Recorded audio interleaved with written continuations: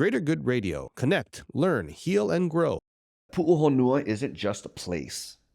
Puʻuhonua could be a person. I don't know if that was included, if we cut that part out. But Puʻuhonua could be women or, certain ali'i and chiefs themselves was a Puʻuhonua.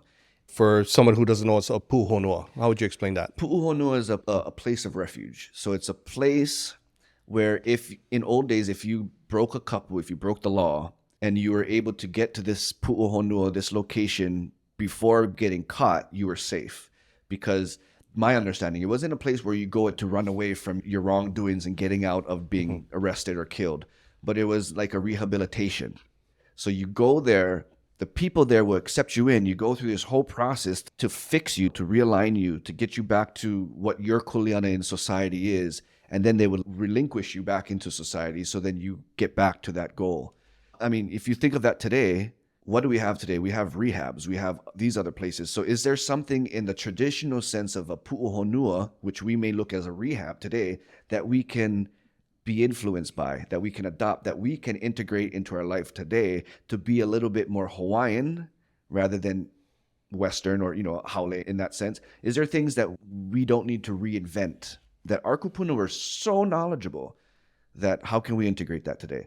That's what I learned from Puʻuhonua, because I really didn't know what it was other than just a place to run away from or run away to. But it's something like that could be a concept that we can find a way to integrate to our society today.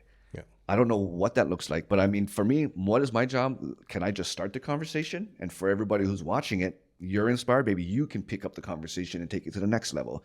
So again, you have a role in this just as much as I have a kuleana in what I'm doing in this community of ours. You also have a position in this. And that's what I feel is, once I tell you, you're no longer ignorant. Now that you know, you can either be willfully ignorant, which is your fault, and then you're going to be part of the issue, or you can take up the kuleana because now I passed that kuleana to you. Now you have a responsibility to share that along and to continue that ripple effect. Yeah. Yeah. Because, I mean, for a number of years now, I've been thinking about like the 21st century Puuhonua. Like, where can you actually go that would be considered a safe space to be able to heal? And then come out and be accepted back into community without judgment and, things like that. But even on a short term or in a conceptual piece, I consider it's like Puuhonua or Manoa, like the safe space in Manoa. I don't know.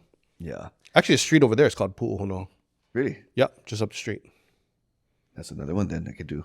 See, every time I'm driving too now, I'm very attentive to what the street names are. I've never paid attention to it before. But yeah, I think it could. And then a Puʻuhonua for what?